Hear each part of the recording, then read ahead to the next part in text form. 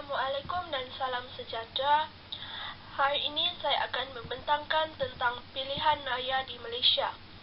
Nama saya Nur Najwa Afifah binti Abdul Munir. Nama guru Puan Hanita binti Laj Harun. Sekolah saya SMK Bandaraya Kota Kinabalu. Kelas 4 STEM 1.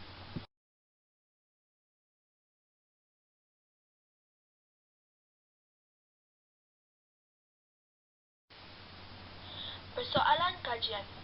Pilihan raya diadakan untuk membolehkan rakyat memilih wakil dalam membentuk kerajaan. A. Memerihalkan latar belakang pilihan raya pertama di negara kita. B. Menjelaskan latar belakang pengukuhan Suruhanjaya Pilihan Raya SPR. C. Memerihalkan proses atau pelaksanaan pilihan raya di Sabah pada tahun 2020. Dan D. Menghuraikan kepentingan proses pilihan raya yang telus dan adil.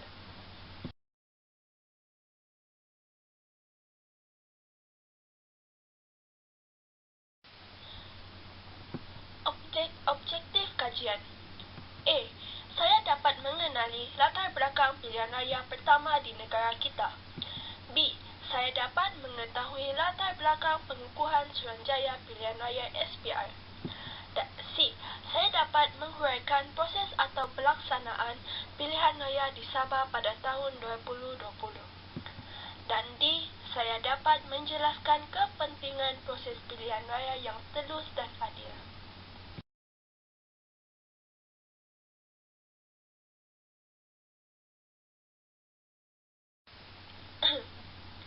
Kaedah kajian. A. Internet.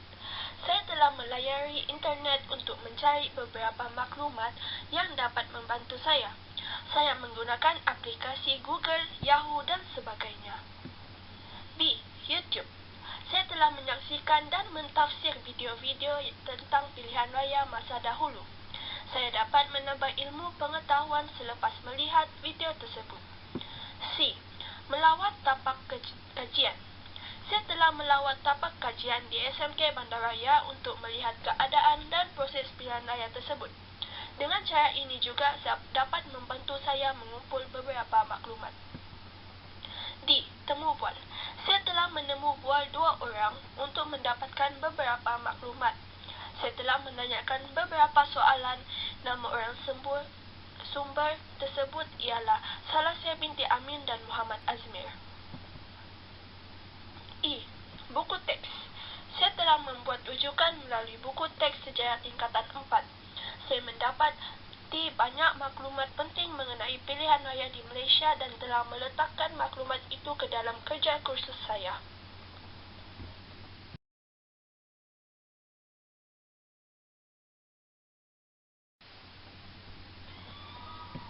Laporan kajian. A. Memerihalkan latar belakang pilihan raya pertama di negara kita.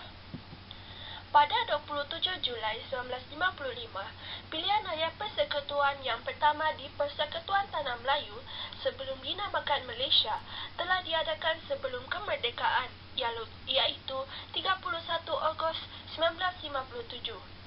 Sebanyak 52 orang ahli dipilih untuk menganggotai Majlis Perundangan Persekutuan yang akhirnya berjaya membentuk kabinet pertama di negara kita. Antara parti-parti yang mengambil bahagian dalam pilihan raya ialah Parti Perikatan yang terdiri daripada Pertubuhan Kebangsaan Melayu, Bersatu UMNO, Persatuan Cina Malaya MCA dan Kongres India Semalaya MIC. Parti Perikatan yang telah diketuai oleh Tunku Abdul Rahman Putra, Tan Chen Lock dan Viti Sabantan mempertahukan seramai 52 orang calon bagi tiap-tiap kawasan pilihan raya.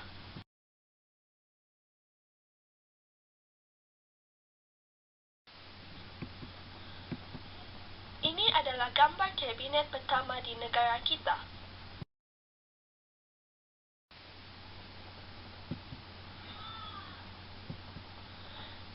Dan ini adalah gambar-gambar logo Parti Perikatan dan gambar Tunku Abdul Rahman, Tan Chen Lock dan Viti Sabantan. Ini adalah gambar Parti Negara, logo Parti Negara dan Datuk Onn Jaafar, dan ini adalah Parti Islam Setanah Melayu.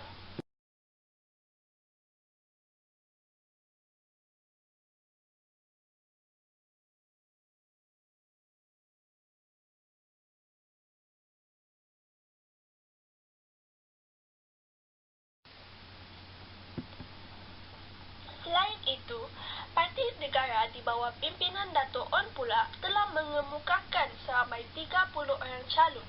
Seterusnya, Parti Islam Setanah Melayu PAS telah mengemukakan seramai 11 orang calon. Di samping itu, Parti Buruh telah mengemukakan 4 orang calon, Parti Kebangsaan Perak 9 orang calon, Parti Liga Melayu 3 orang calon, Parti Progresif Perak 2 orang calon dan calon bebas 18 orang calon. Tujuan utama parti-parti politik ini bertanding ialah untuk memperoleh majoriti kursi di Parlimen Dewan Rakyat Malaysia atau Dewan Undangan Negeri supaya boleh menubuhkan kerajaan persekutuan atau negeri. Terdapat beberapa cara atau proses sebelum pilihan raya di Majlis Perundangan Persekutuan 1995 dilancarkan. Proses yang pertama ialah Suruhanjaya Pilihan Raya SPR bertanggungjawab untuk mengkaji semula sempadan bahagian-bahagian pilihan raya. Seperti yang tertera di dalam Perlembagaan Persekutuan Suruhanjaya Pilihan Raya perlu menjalankan kajian ini setiap tidak kurang daripada 8 tahun. Oleh itu, Suruhanjaya Penentuan Sempadan Kawasan ditubuhkan dan berjaya membentuk 52 kawasan pilihan raya pada 26 April 1954. Selain itu, proses yang kedua ialah rang undang-undang diluluskan bagi membolehkan pilihan raya diadakan pada Ogos 1954. Beberapa undang-undang telah digubal supaya prosedur pilihan raya berjalan tanpa masalah.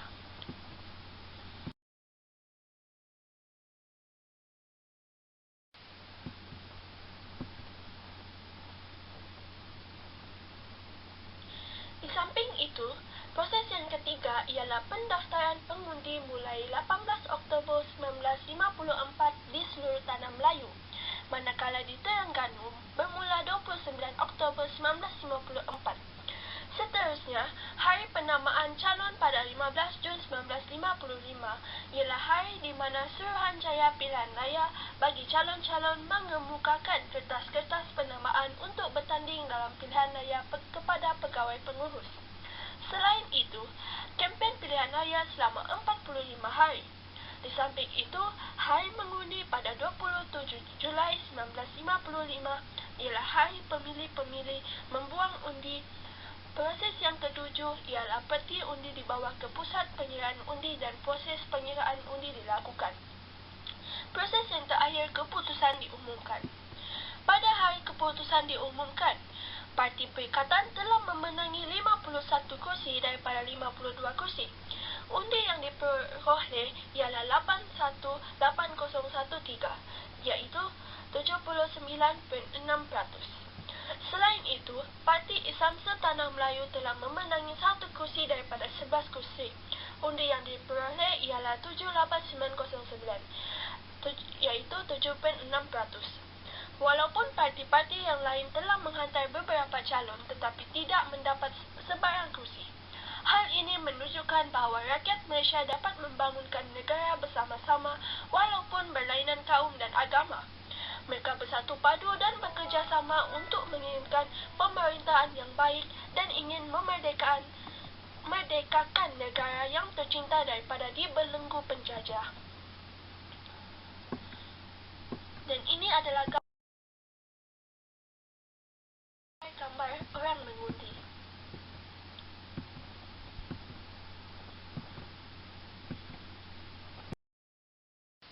B. Menjelaskan latar belakang pengukuhan Suruhanjaya Pilihan Raya SPR. Suruhanjaya Pilihan Raya SPR ialah sebuah suruhanjaya yang menyelia dan bertanggungjawab dalam urusan pilihan raya di Malaysia. Suruhanjaya Pilihan Raya telah ditubuhkan pada 4 September 1957. Perkara 114 menyatakan bahawa Perlembagaan Malaysia memberikan kuasa kepada Suruhanjaya Pilihan Raya SPR untuk mengadakan pilihan raya umum ke atas Dewan Rakyat, Dewan Undangan Negeri serta mengadakan pilihan raya kecil jika berlaku kekosongan.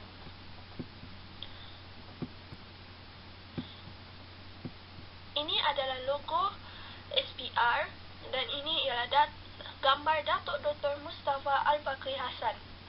Pada awal penubuhan SPR mempunyai seorang pengerusi dan 2 orang ahli. Pengerusi SPR pertama ialah Datuk Dr. Mustafa Al-Bakri Hassan bersama dengan 2 orang ahli lain iaitu Tuan Lee Iwi Boon dan Tuan Jit Singh. SPR juga menubuhkan sebuah jabatan sekretariat yang diketuai oleh seorang setiausaha yang juga bertindak sebagai ketua pegawai pentadbir Suruhanjaya Pilihan Raya yang melaksanakan fungsinya. Setiausaha pertama yang dilantik ialah H. Kasidi. Apabila tertubuhnya Malaysia pada 16 September 1963,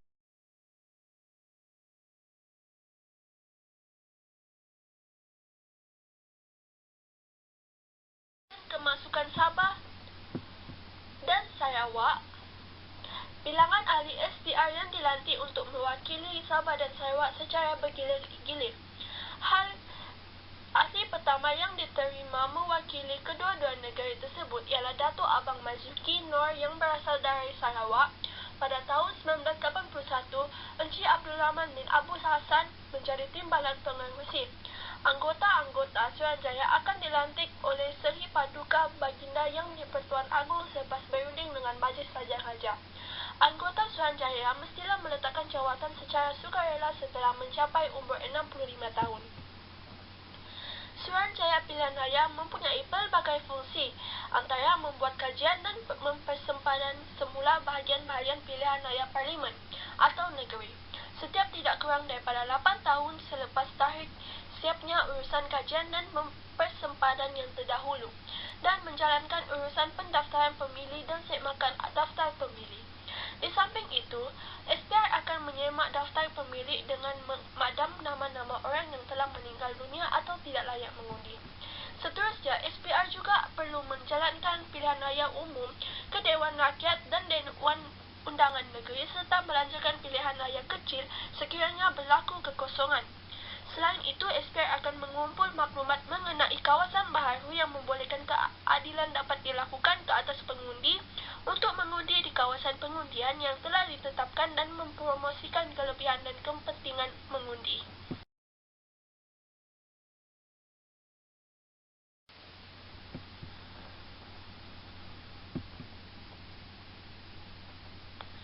C.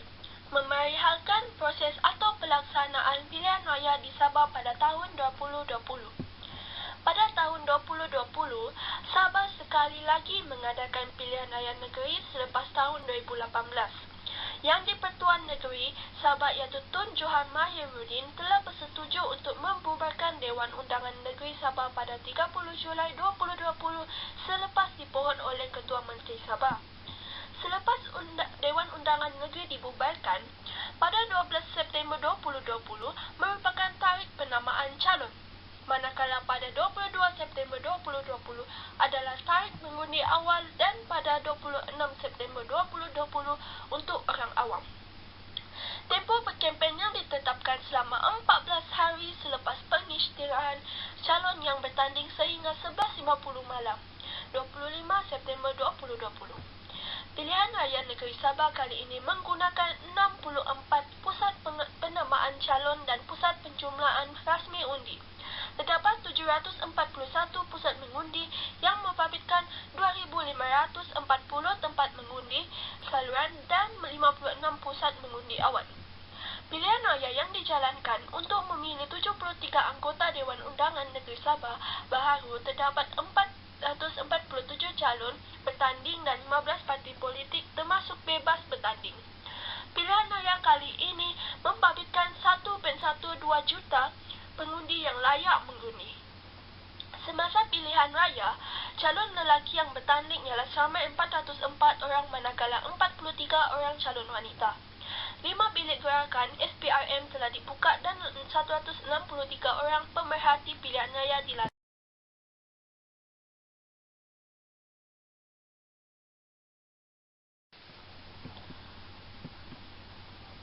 Keputusan penuh pilihan raya umum Dewan Undangan Negeri Sabah ke-16 yang telah dijalankan secara bebas dan adil dan tulus. 1. Parti Warisan Sabah, nama singkatannya Warisan, kursi yang dimenangi ialah 29. Nombor 2, Perikatan Nasional PN, kursi yang telah dimenangi ialah 17. 3. Barisan Nasional BN, kursi yang telah dimenangi ialah 14. Nombor 4, Parti Bersatu Sabah PBS, kursi yang telah dimenangi ialah 7. 5. Bebas, kursi yang telah dimenangi ialah 3. Nombor 6, Parti Keadilan Rakyat PKR, kursi yang telah dimenangi ialah 2. 7. Pertubuhan Progresif Kinabalu Bersatu UPKO 1, kursi yang telah dimenangi ialah 1. Jumlah kursi keseluruhannya ialah 73.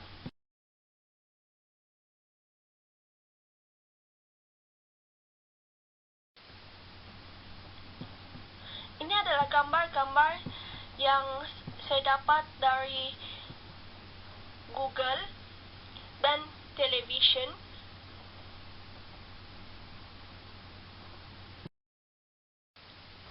D. Menguraikan kepentingan proses pilihan raya yang telus dan adil. Terdapat beberapa kepentingan proses pilihan raya yang telus dan adil. Antaranya ialah rakyat dapat memilih calon pemimpin yang berkualiti, berilmu dan berintegriti. Jika sesebuah negara tersebut mempunyai seorang pemimpin yang mempunyai ciri tersebut, negara dapat ditadbir urus yang bagi memajukan dari segi sosial, ekonomi dan perpaduan. Selain itu, mengelakkan gejala rasuah semasa pilihan raya dijalankan. Sebagai contoh, isu rasuah di Cameron Highlands semasa pilihan raya umum yang ke-14 pada tahun 2018. Isu ini di mana Sivaraj yang berkempen bersama-sama Wan Rosid dengan memberi rasuah antara RM30 hingga RM1,000 kepada pengundi orang asli melalui tok batin bagi memastikan orang asli mengundi PN. Kesannya, pemerintahan menjadi lemah kerana setiap kali rasuah berlaku, maka pemerintahan kehilangan hasil atau tergelincir daripada tindakan-tindakan yang sepatutnya. Hal ini juga akan menyebabkan pentadbiran sesebuah negara menjadi kucar-kacir dan meruntuhkan ekonomi negara. Seterusnya, rakyat yang berlainan kaum dan agama akan bersatu padu dalam memilih kerajaan berwibawa. Hal ini kerana tiada perselisihan akan berlaku dan akan lebih mengiatkan silaturahim. Akhir sekali, menjamin keamanan negara. Seorang pemimpin yang dipilih secara telus akan mendapat sokongan yang penuh dan oleh rakyat negara tersebut. Jika sebaliknya, akan berlaku kerusuhan dan demonstrasi sebagai tanda protes rakyat.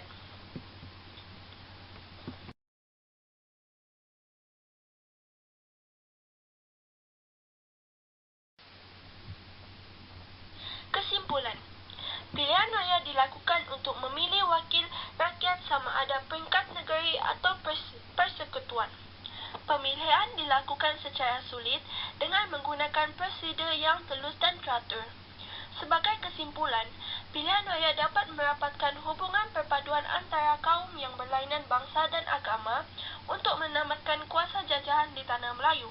Selain itu, pemimpin yang mempunyai ilmu pengetahuan yang tinggi dapat memajukan negara dengan strategi tertentu.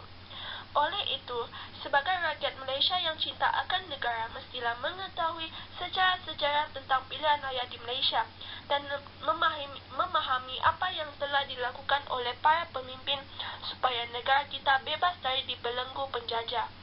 Saya berharap agar ibu bapa dapat menerapkan sejarah dalam diri kanak-kanak sejak kecil lagi dengan menceritakan sejarah-sejarah yang berlaku di tanah air tercinta.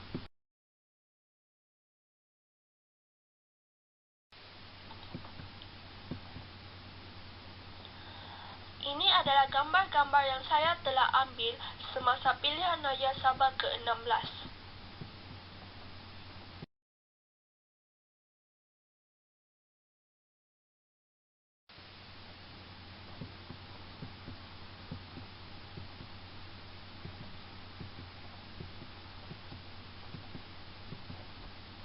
Sekian, terima kasih.